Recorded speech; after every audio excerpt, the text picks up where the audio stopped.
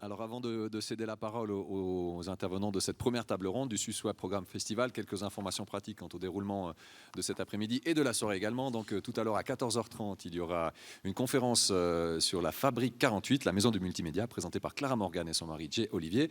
Et à 15h30, c'est monsieur Dino Ocello qui viendra nous parler, donc responsable web à Bilan, qui viendra nous parler de la stratégie et du développement de bilan sur le web.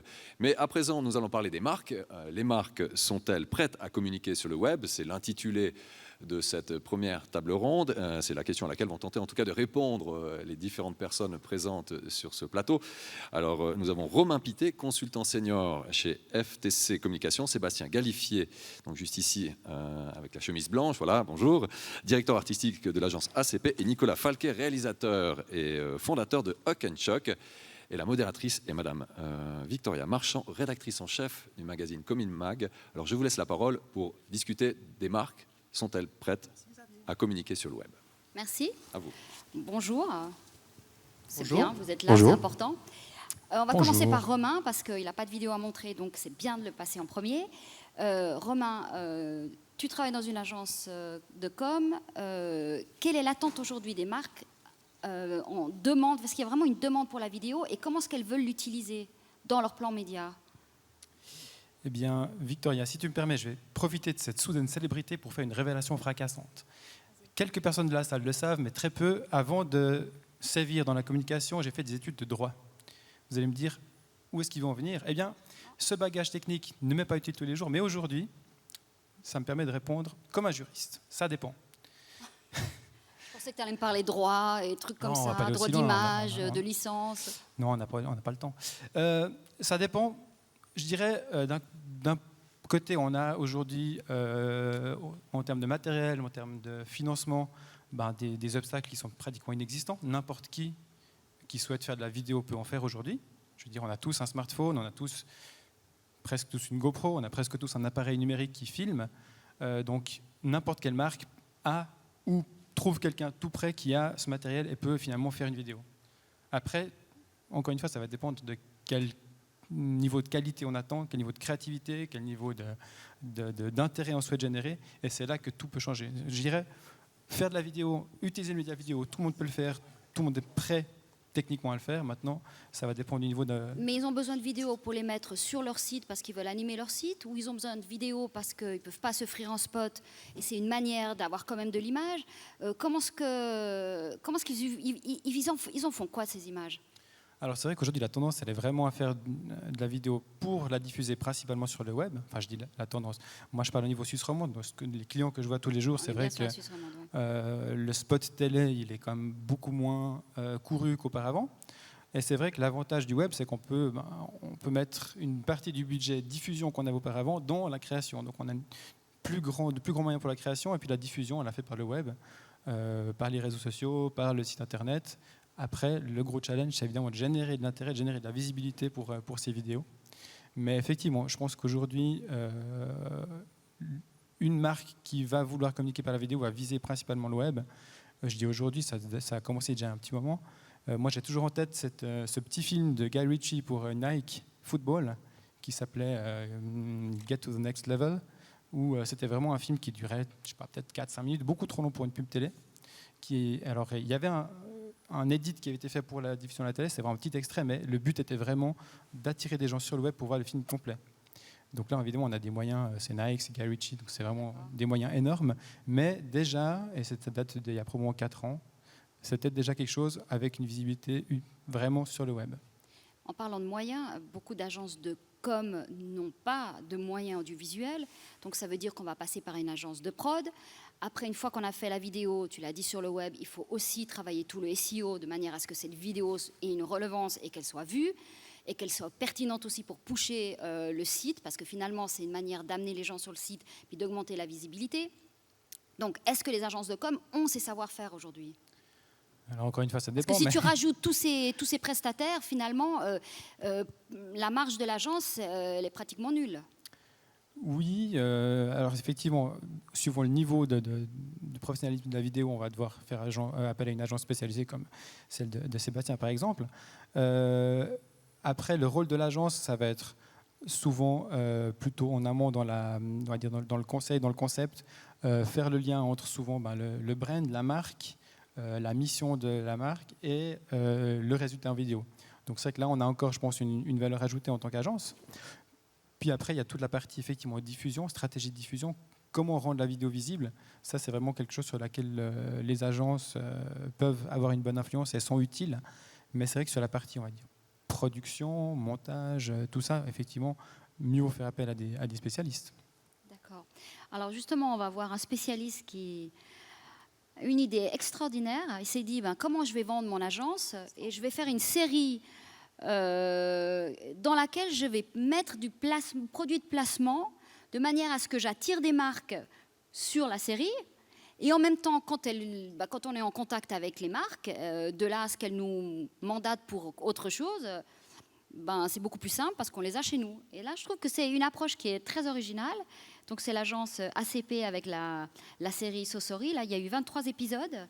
Ouais. Là, vous en êtes. Est-ce qu'il y a une suite? C'était quoi? C'est une première série? Alors, quoi, sur, 23 épisodes sur la saison 1. Ouais. On a refait, je crois, 9 épisodes en saison 2, qui était un peu plus long.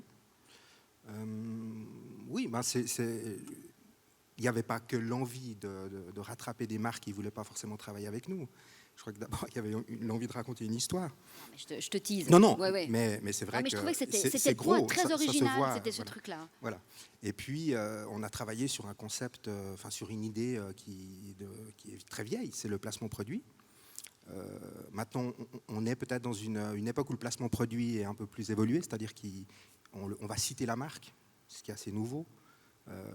On est un peu décomplexé par rapport à ça. Donc, So Sorry, c'est ça. C'est des marques qui sont présentes comme des personnages dans une aventure, dans une trame narrative qui est toute discutable, j'entends, mais qui permet aux marques de s'investir. Non, mais là, cette série, elle est très écrite. Ouais. Donc là, on est sur un langage très télévisuel ou même de cinéma. Donc ça implique pour une agence de com déjà un type de savoir-faire très particulier. Oui. Je veux dire, vous avez mis beaucoup de moyens. Ouais. Je sais que toi, c'est un de tes dada, donc c'était plus simple. Oui, voilà, mais ça impliquait quoi réellement pour ton agence? Alors, pour l'agence, c'était évidemment une fantastique expérience. On a commencé à écrire simplement avec une technique publicitaire, c'est-à-dire qu'on s'intéressait d'abord aux vocations de la marque, à ses ambitions stratégiques, etc. Donc on essayait de rentrer ça dans un scénario. Et le scénario proposé, c'est donc l'histoire d'une agence de pub, donc c'était assez facile. Ce qui permettait aussi d'exprimer des pitchs improbables. C'était la thématique de base, ça. Et les marques qui ont suivi, les premières qui ont suivi, s'intéressaient précisément à ça. C'est-à-dire qu'est-ce que je pourrais jamais faire à l'écran? Voilà, comment est-ce qu'on peut vraiment décaler, déconner? Je pense qu'on va montrer quelques images. Quelqu'un d'entre vous a vu cette série ou plutôt n'en a jamais entendu parler? Je ne sais pas. Tu vois, c'est bien. On Lisez peut 20 minutes. cliquer juste là. Je pense que ça vaut la peine qu'on montre. C'est très bien fait et effectivement, ça raconte la vie d'une agence de pub. L'agence de Genève, on l'a fait, et t'es viré. Enfin, vous êtes tous virés. T'es mignon. Et tu dégages. Champagne, voilà. Je peux pas rester son boulot. Oh, qu'est-ce que je vais devenir, moi? Et toi, t'es dans la pub aussi? Ah non, pas du tout, je suis une pute. Pardon, une pute? Oui, mais de luxe. Une escorte. Écoute, j'ai bien réfléchi. Kim a raison, on va refaire une agence, comme ça on pourra tous retravailler ensemble. On n'y arrivera jamais, Steven. Ton émission cuisine pourrie de personne. Je te présente Julia. J'ai un dealer qui cherche une boîte de com pour ce produit. Qu'est-ce que c'est, quoi? Un brûleur de laine. 2 pastilles avant un repas bien papier et 50% des graisses que tu avales avec délectation. Souvent, tu me demandes comment? Tu vas changer de parti. C'est pris l'UMP, hein? Non. Il s'agit de l'UMP, c'est l'Union des mecs pas cons. C'est énorme. Donc, combien coûte un épisode? Ça variait, je pense qu'on est sur 25 à 30 000 francs l'épisode. Peut-être on baisse le son un petit peu là, on pourrait le laisser. Voilà, il faut tout faire. Bon, ça c'est au moins. Voilà. Donc combien tu dis que ça coûtait combien l'épisode? C'est variable, mais entre 25 et 30 000 francs de production. Mais après, c'était un des handicaps de la série, c'est-à-dire que c'est vrai, dès qu'on veut travailler comme il faut, mais avec nos modestes moyens, mais on voulait s'accrocher à l'image quand même, à la qualité de la lumière, il fallait engager des gens de qualité. Ah ouais. Non, c'est l'autre. Ouais. Et donc, on a dû mélanger certaines marques. Voilà. Alors ça a été un des points négatifs, c'est-à-dire que la marque apparaissait avec d'autres, alors il n'y avait pas forcément d'analogie ou de complications, mais après, c'était un peu à la seconde près, qui était présent, qui l'était plus. Voilà. Et donc, l'autre originalité, c'est que ça a été une web app. Mhm. Et que vous l'avez diffusé sur le site de 20 minutes. Oui, alors on a démarré avec beaucoup d'enthousiasme sur l'idée de créer une app série. On s'est dit, tiens, déjà ça sonne bien. Bon, c'est peut-être que chez nous, je ne sais pas. En fait, l'application était assez compliquée. C'est-à-dire qu'il fallait charger les images, etc. Bon. Et puis après, on s'est rendu compte finalement que le vrai succès, dans notre cas, modestement, c'était sur le magazine 20 minutes, sur le numérique. Sur le site, oui. Ouais, sur le site. Après, le propre site de Saucerie a bien fonctionné aussi. On s'est concentré sur le 20 minutes online. Et c'est là que les gens... c'est là qu'on a eu le plus de clics, quoi. Ouais, donc c'était une question aussi d'audience. Là, tu cherchais de l'audience. Parce Mais que oui, dans le download de l'app, il n'y a pas eu énormément de download. Non, l'app, elle s'est téléchargée, mais c'était un peu compliqué. Et puis finalement, on a laissé tomber ça parce que maintenant, on travaille sur des systèmes responsifs qui donnent la même aisance, la même simplicité d'utilisation. Voilà. Donc ça, on a un peu oublié. Je crois que c'était pas... l'idée de base, c'était un prétexte, mais l'idée force, entre guillemets, l'idée qui nous a motivés dans cette série, c'était pas la technologie ou le fait de sortir une application. Elle était de toute façon gratuite. Et en termes de clients, alors, ça t'a ramené quoi? Parce que là, parlons business. Ouais, voilà. C'est la seule chose qui compte, non? Oui. Alors, show me the money, voilà. Ouais, okay. Tu as gagné combien, là? Combien de clients? Écoute, on a gagné, on a gagné quelques clients, les clients qui nous ont connus dans ce cadre-là, qui ont un peu sonné à la porte en disant, voilà, j'ai entendu parler de cette série, on m'a dit que c'était pas cher, ça m'intéresse. La visibilité qu'ils avaient sur les médias numériques les intéressait aussi. Et puis, alors ceux-ci, effectivement, on ne les connaissait pas, donc on en a gardé quelques-uns. Oui, c'était intéressant. Maintenant, financièrement, la série en soi n'est pas super rentable pour une agence. C'est pas quand on fait un spot de 20-30 secondes et qu'on gagne, à la belle époque, 100 000 francs, c'est tout autre chose. Je pense que non, c'était d'abord une affaire de passion et puis surtout d'explorer des axes de communication différents, avec le prétexte de la web série, justement. Oui, puis l'agence devenait un médium. Oui, c'est ça qui est intéressant. Ouais. Donc on pouvait accentuer notre conseil, on pouvait être un peu plus précis sur le conseil média qu'on peut apporter à une marque, par exemple. Une expérience digitale. D'accord, puis vous allez continuer, parce que, bon, ça je sais que c'était ton dada, mais ça prend du temps sur l'agence. Je veux dire, c'est quelque chose, c'est ta danseuse, ou c'est vraiment, finalement, sur le long terme, c'est quelque chose que tu ne vas pas poursuivre? Alors, la saison 3, entre guillemets, on y réfléchit. Mais je pense que tout à l'heure, je parlais de l'accumulation des marques dans un épisode, par exemple. Mon propre retour, ma propre expérience par rapport à ça, elle n'est pas super positive. Je pense que je préférais travailler sur la présence d'une ou deux marques seulement qui mettent un peu plus d'argent et qui s'expriment davantage plutôt qu'un amoncellement de... On avait comparé dans notre argumentaire à l'époque, on disait mais c'est fantastique cette série, bon voilà, on avait les chiffres de 20 minutes, là-dessus la promesse a été tenue, on a même dépassé ce qu'ils pensaient dans certains cas, mais on disait aux gens finalement vous êtes dans un spot publicitaire, vous dépensez 30-40 000 francs ou plus dans un spot publicitaire de 1 minute 30, là, vous êtes nombreux aussi, donc vous pouvez très bien travailler sur une série comme la nôtre et être présent avec d'autres produits qui ne sont pas forcément dans le même segment. En fait, je pense qu'on s'est un peu trompé parce que finalement, c'était un long spot publicitaire, cette série. Donc, il y avait quelquefois des petits malaises dans le mélange des identités. Et puis surtout, on n'avait pas l'occasion de travailler très longtemps avec une marque. Donc, le pitch que j'évoquais tout à l'heure, le pitch improbable des créatifs, les comédiens qui jouaient ces créatifs, méritait des fois de rallonger un peu, d'aller encore un peu plus loin, etc. Puis tout d'un coup, le partenaire était plus présent, il avait payé que pour tant, etc. Donc moi, je préférais travailler avec, ce qui était le cas avec Fisherman l'année dernière, justement, on a travaillé davantage sur une longueur, peut-être exprimer plus de choses. Est-ce qu'on peut dire que les clients, finalement, en Suisse romande, ils rêvent d'originalité, mais dans le fond, ils n'aiment pas l'originalité. Ouais, c'est ça. C'est sûr que les clients restent prudents. Ils ont tous envie de faire le buzz. Ils ont tous envie d'avoir une grosse visibilité. Ils ont tous envie qu'on parle d'eux. Mais quand on leur dit, voilà, faire le buzz, en gros, c'est des filles à poil, des chatons, des bébés ou du gag. Bon, là, ça les refroidit déjà. Et puis après, on dit, on peut réfléchir à des choses plus subtiles. Mais quand ils disent, ah, on va peut-être regarder ce qui se fait ailleurs, on va attendre. Enfin, il y a quand même une certaine prudence dans le marché. Je pense que le Suisse est prudent, le Roman l'est tout autant. Et c'est vrai que peut-être qu'on a, on a moins de marques qui osent des choses qu'on a pu voir dans d'autres pays, notamment, je pense à la France. Puis c'est vrai que là, on a une mauvaise promesse, c'est-à-dire qu'au départ, quand on a proposé ce nouveau média numérique, cette facilité de s'exprimer en vidéo, on pensait qu'on allait avoir un gain de liberté, qu'on allait pouvoir faire un peu de storytelling un peu plus intelligent, etc. Puis au final, on se casse, entre guillemets, toujours un peu les dents sur une rigidité de marque qui ne prend pas des risques fulgurants. Alors, c'est difficile d'avoir un buzz sans prendre une part de risque. C'est la différence entre la pub et l'art, je veux dire, et le cinéma. Parce Oui. que, je veux dire, si tu es payé par une marque, c'est clair que la marque doit se retrouver. Oui. Donc, tu n'es pas libre d'écrire ce que tu veux. Alors, dans le cadre de Sauce Horry, moi, franchement, on ne peut pas dire qu'il me cassait les pieds.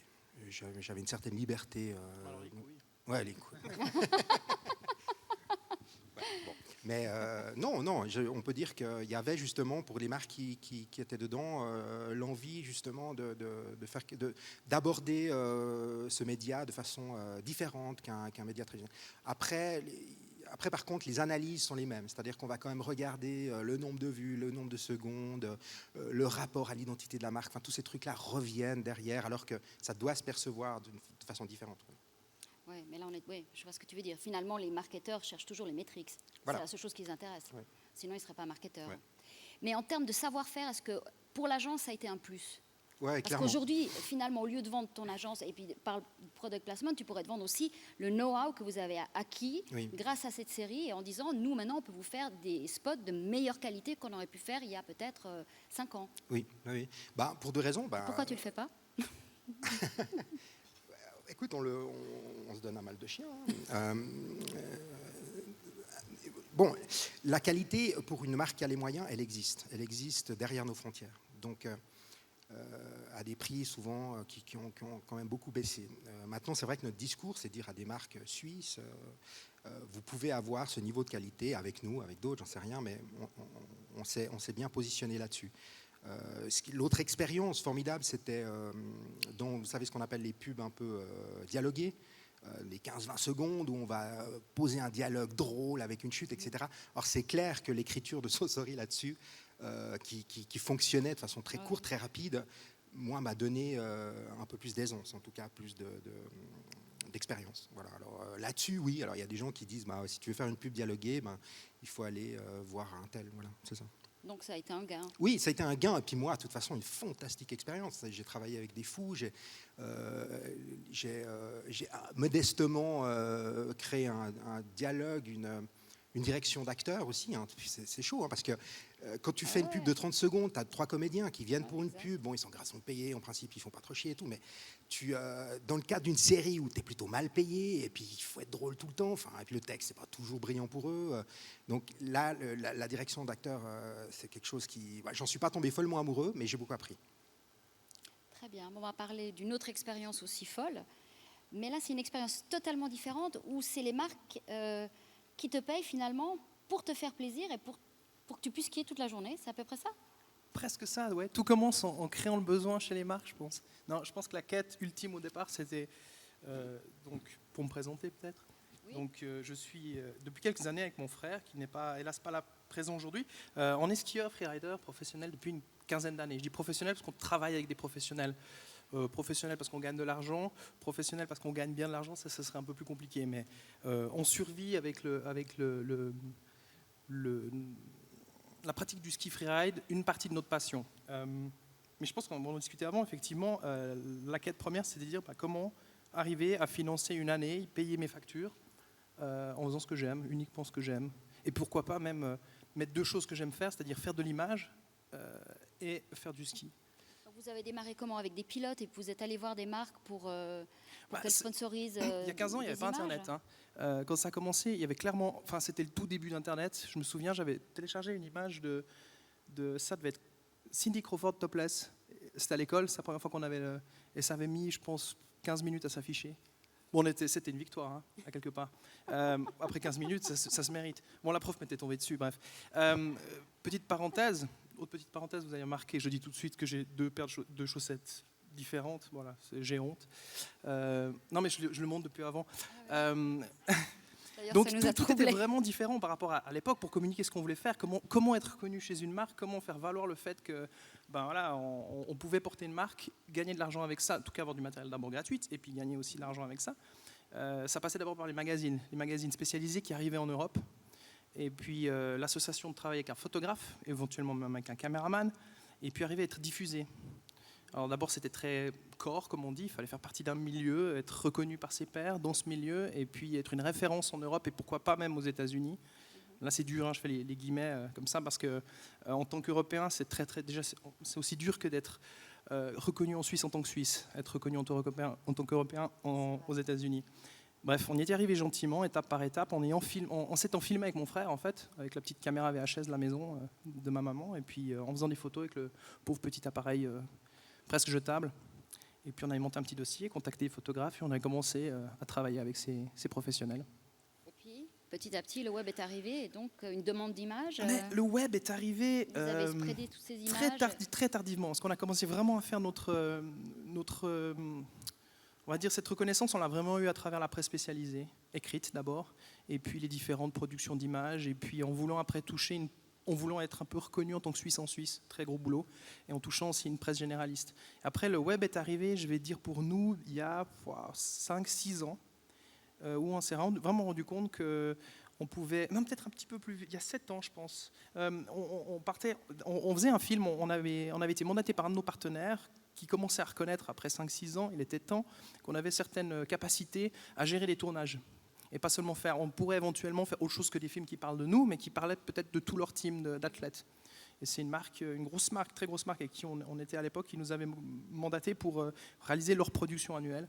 Et puis nous, on avait décidé qu'en parallèle à ça, il ne fallait pas rater cette naissance de ce nouveau média qui, pour nous, hein, on va dire pour la glisse, qui nous permettrait de mettre régulièrement de l'actu et mettre des petits films. Donc on faisait des petits films parallèles, des espèces de making-of dans les différentes destinations. On était allés en passant par le Japon, la Suisse, la Turquie, l'Alaska.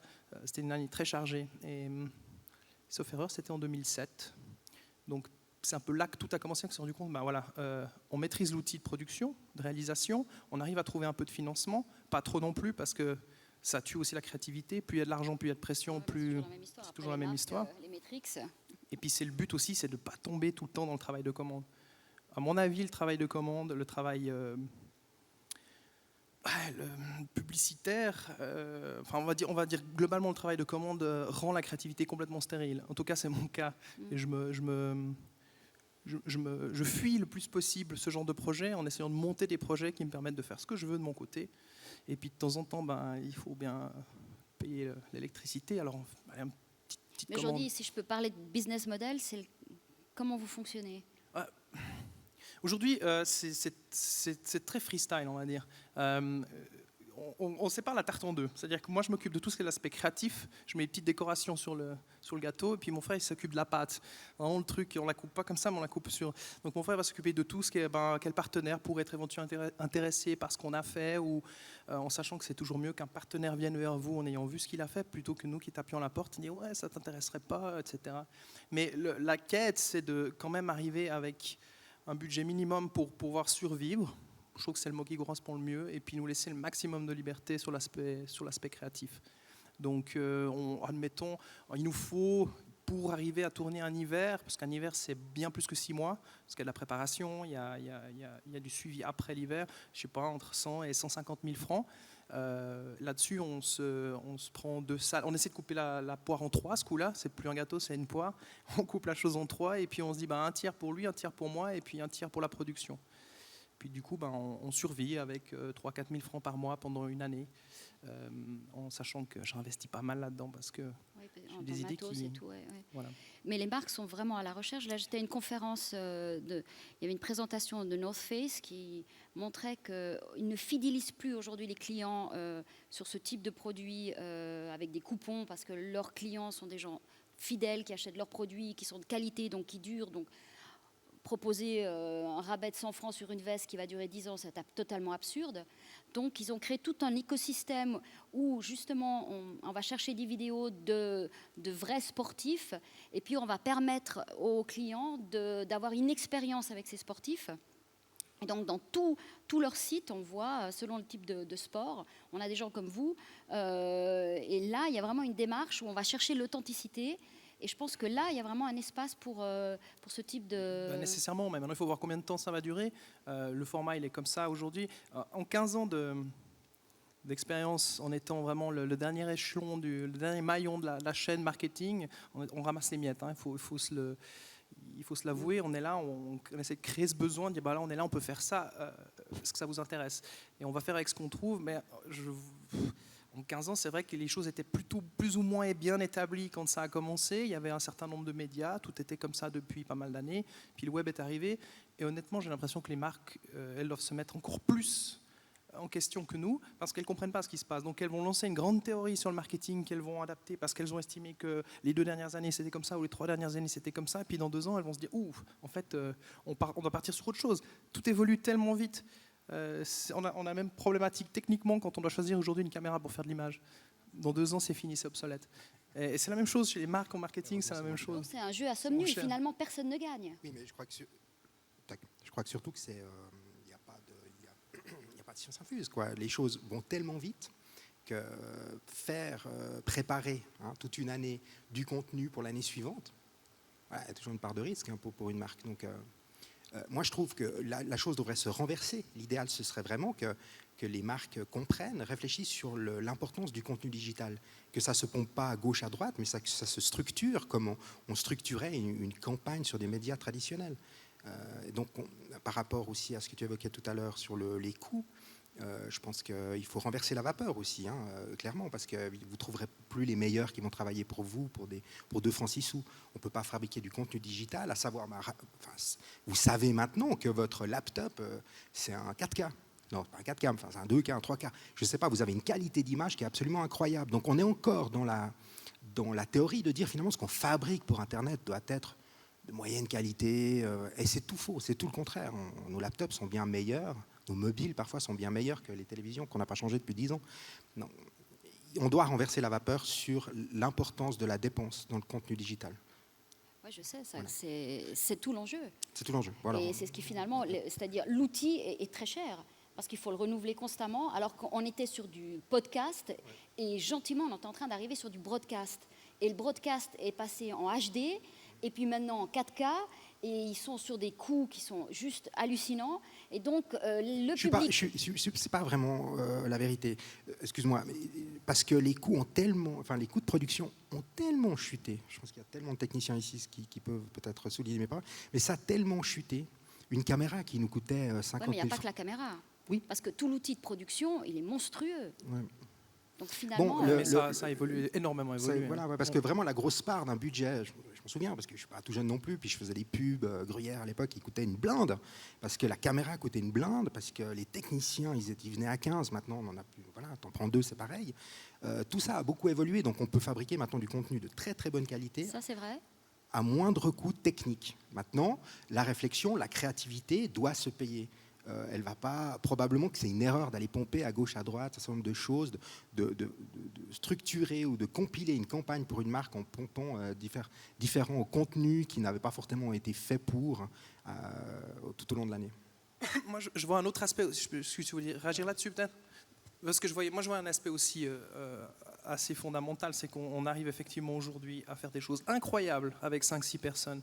Quand on parlait tout à l'heure de colorer de la neige comme ça, c'est un petit délire qui m'est venu comme ça, et puis on s'est mis à 5-6, la même équipe de copains qui ne voulaient plus me parler après 2 semaines, mais puis on s'est dit on va y arriver, c'est facile, et puis au bout d'un moment on se retrouve à une certaine limite. On en parlait tout à l'heure, il y a une espèce de zone grise entre qu'est-ce qu'une petite équipe avec toute la flexibilité, la rapidité, la qualité, la créativité peut réaliser. Aujourd'hui, c'est incroyable parce que le matériel est adapté, parce que aussi on se donne plus ces barrières de l'époque. On peut passer d'un poste à l'autre sans problème. Le gars du câble, il fait pas forcément que le câble. Il va passer devant et derrière la caméra. J'ai des petits jeunes, des potes qui viennent m'aider, ils viennent porter du matos d'éclairage et puis après ils passent derrière une caméra. Puis je garde quelques-unes de leurs images, puis je suis bien content. Mais à un moment, on arrive à des trucs, comment on passe à l'étape du dessus? À 20 personnes, on peut faire un truc incroyable. Puis de 50 à 100 personnes, on s'en couple. Puis à partir de 100 à 2000 personnes, on pourrait faire un truc Hollywood, quoi. Et voilà, c'est ça qui est très difficile. Maintenant, il y a une espèce de petite zone comme ça, un peu... Sauf que le public s'habitue à avoir des images, parce qu'avant, comme il va justement sur le web, sur des images un peu de tout ce qui est sport extrême, on a des images tellement extraordinaires que c'est vrai qu'en termes, alors peut-être sur les 20 personnes, les coûts sont moins importants qu'il y a 10 ans, mais en termes de qualité, les gens s'attendent chaque fois à avoir de tels pas, parce que là, vous êtes comparé avec n'importe quelle production, qui serait une production à plus de 100 personnes et même plus. Sur des grosses marques. Donc c'est très difficile à ce moment-là de rattraper ce gap. C'est ce qui est fort justement dans le travail de Nico et de son frère, c'est d'arriver à ces niveaux de qualité. Il a tourné en pellicule pendant des années. Je tourne toujours, hein, je encore. Voilà, c'est ça. C'est exactement ça en fait. Et je ne vais pas parler pour lui, mais moi, comme je suis fan de ces images, je me dis clairement, il peut faire avec peu de moyens, entre guillemets, une équipe restreinte, des images de même qualité que les grosses productions nord-américaines. Après, je pense qu'il y a un vrai obstacle aujourd'hui pour les marques, c'est on a dit il y a quelques années, avec le digital, ce qui est bien, c'est qu'on peut diffuser sur le web. Donc, tout ce que vous payez pour diffuser à la télévision, votre spot télé, vous pouvez le garder, vous n'avez plus besoin. Mais par contre, du coup, on peut mettre plus d'argent sur la créativité. Puis les marketeurs, ils ont compris, ah super, je vais économiser mes coûts de diffusion. Ils n'ont pas retenu la partie, je vais mettre un peu plus sur la créativité, sur la production. Donc c'est vrai qu'on a un peu cette fausse idée aujourd'hui. Cette fausse idée, c'est pas une fausse idée. C'est vrai que, comme tu l'as dit, c'est beaucoup moins cher aujourd'hui qu'il y a 10 ans. Ça, c'est sûr. Je veux dire, à concept égal, à réalisation égale, c'est beaucoup moins cher. Mais comme on a un peu d'argent et comme tout le monde fait de la vidéo, eh ben, il faut quand même, au bout d'un moment, se dire, OK, on doit mettre un peu plus d'argent, on doit mettre plus de moyens sur la production, mais pour ça, il faut que les marques comprennent qu'elles arrêtent de dire c'est que du web. Il faut qu'elles prennent conscience que le web... de l'argent dans l'écriture, parce que l'écriture, la prod, la création... Il y a 20 ans, le gap qu'il y avait en Suisse romande par rapport aux agences suisses alémaniques, c'était justement le problème technique, où on n'avait pas le même niveau de technicité au sein des agences et des boîtes de prod, il n'y en avait pas autant. Aujourd'hui, comme tu dis, ce gap technologique, c'est totalement restreint, mais on n'a pas une meilleure qualité en publicité, par exemple, où on n'a pas des choses qui ont explosé parce qu'on n'a plus de problème. Donc, ça veut dire qu'il y a un problème au niveau de l'écriture, à la façon dont on pense toutes ces images, que ce soit une vidéo ou un spot, parce que pour moi, c'est pas très très loin non plus. Donc, est-ce qu'il n'y a pas une école d'écriture ? C'est un peu ça qui manque. C'est sûr que moi que je dois mettre, mais c'est vrai que je pense que le premier obstacle, il est quand même, ça dépend aussi des moyens qu'on met dans cette écriture. Et puis, je pense que la Suisse romande en particulier, on a dit très bons créatifs dans plein de domaines, mais comme ils sont bons, ils coûtent cher et il faut être d'accord de les payer pour faire ce qu'ils ont à faire. Parce que là, tes descentes, elles sont story télé. Je veux dire, comment tu imagines ?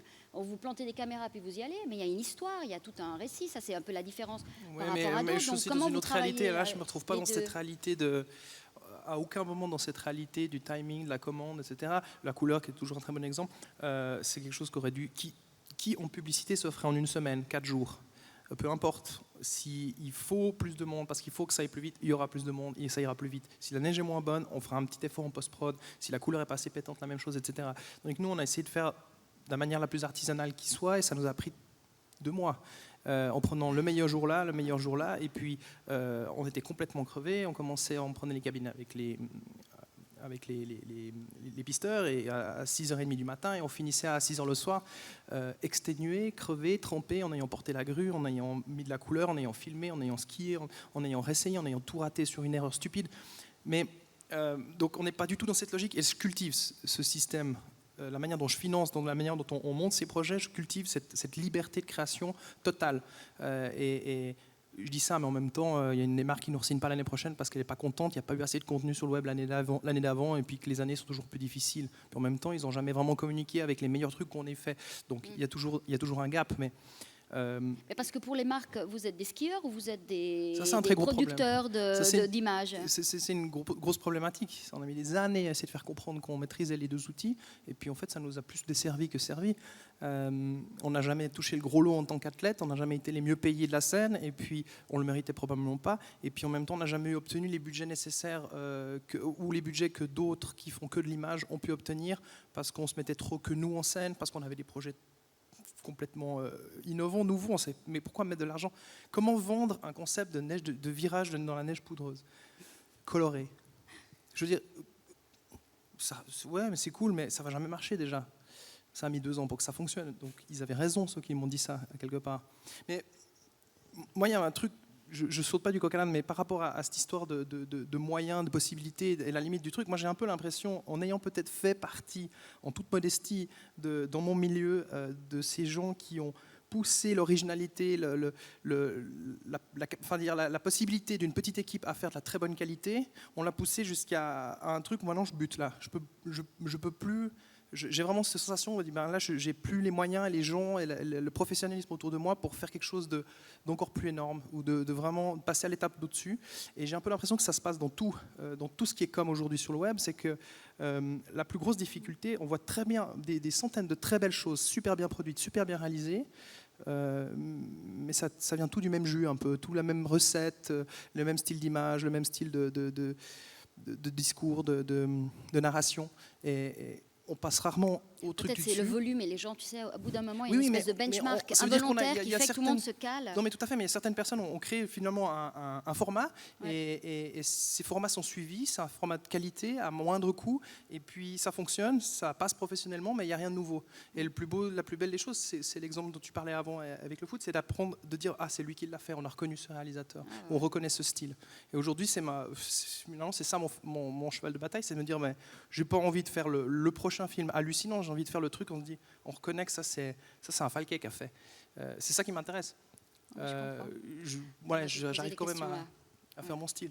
Voilà, là on arrive au temps des questions, comme ça vous pouvez aussi intervenir avec nos 3 intervenants. Donc levez la main, allez-y, on a 10 minutes avant que ça finisse.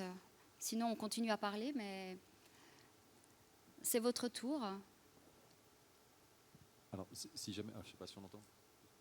1, 2, 3, voilà. Juste quelques questions via Twitter également qu'on a pu recevoir avec cette notion de créativité. Alors je ne sais pas à qui l'adresser, vous pouvez répondre de manière collégiale. Quel équilibre peut-on trouver entre cette créativité et les moyens techniques qu'on doit investir ou qu'on peut investir dans des productions pour le web ? Ça rejoint un petit peu ce que vous disiez, Nicolas Falquet, mais cette notion de créativité, comment trouver cet équilibre finalement ? Est-ce que c'est possible à le trouver ? Je pense que c'est possible, on le voit parce que des choses comme ce que fait Nicolas, on a d'autres exemples de web-séries qui ont été produites et autres qui sont très qualitatives, très créatives et puis qui ont été faites par des amateurs ou peut-être des pros, mais je veux dire à titre de passion. Mais c'est peut-être ça la limite justement, c'est que toi, tu es un peu de logique de sponsoring quelque part. Tu as des idées, tu veux les faire et tu finances. C'est un peu du sponsoring avec du placement de produit. Après, une marque peut comprendre l'intérêt et le faire ou pas. Et le problème, c'est que souvent, il y a des personnes qui se font reconnaître comme ça par des créations qu'elles font à titre personnel, par passion. Et une fois qu'elles sont reconnues, on essaie de les utiliser. Et puis là, la magie n'est plus là, en fait. Donc c'est vrai que je pense que c'est très difficile. On parle du travail de commande.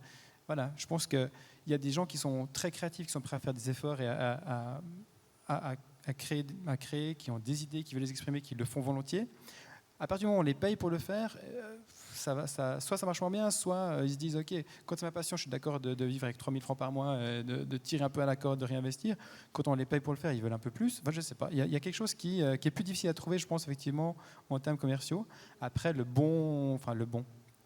une technique, je pense, intelligente serait effectivement de repérer les tendances, de repérer des stars un peu émergents, on va dire, du web, et de les prendre quand ils sont encore assez créatifs avant qu'ils deviennent trop sollicités.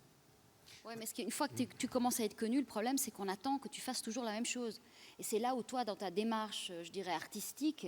Je suis un punk, je suis un cramé. Voilà, toi, ce que tu veux, c'est tout le temps faire autre chose. Oui. Donc, à partir du moment où tu es repéré, tu es dans une situation un peu ambiguë, parce que dès que tu es repéré, on va te repérer pour une chose, on va te demander de la faire tout le temps, et là, toi, tu n'es plus dans cette démarche, parce que tu aimerais faire autre chose. Donc, ils n'arrivent pas non plus à se fidéliser à ta démarche. Donc, tu dois à chaque fois recommencer la roue pour trouver d'autres gens qui s'intéressent à ta nouvelle chose. Donc, c'est très difficile, tu vois.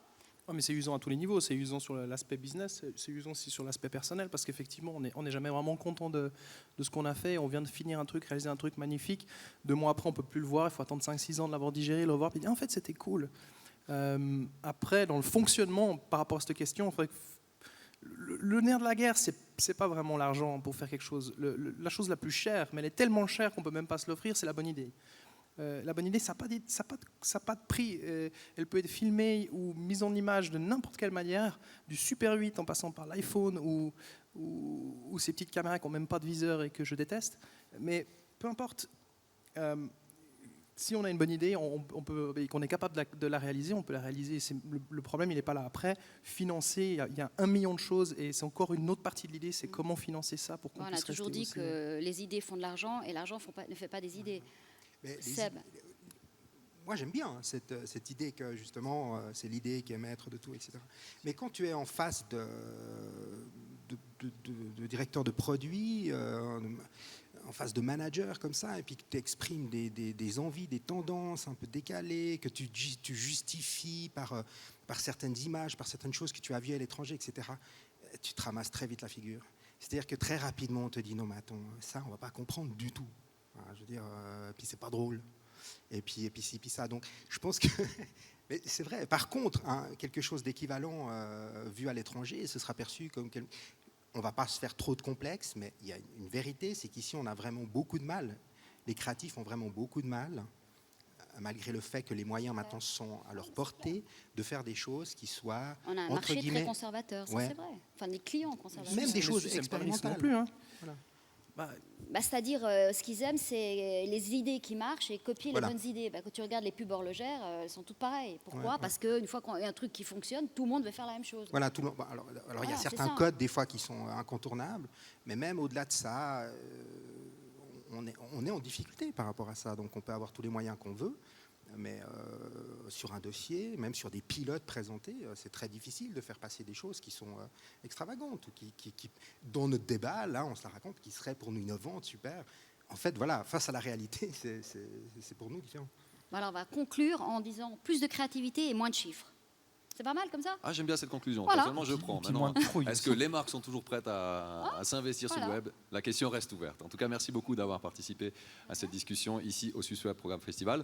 Alors, on va faire une petite pause et dans quelques instants, d'ici 10-15 minutes, on se retrouve pour la prochaine conférence en compagnie de Jay Olivier et Clara Morgan qui nous parleront de la Fabrique 48, ou plus précisément la maison du multimédia. À tout de suite. Merci beaucoup. Merci, mesdames. Merci.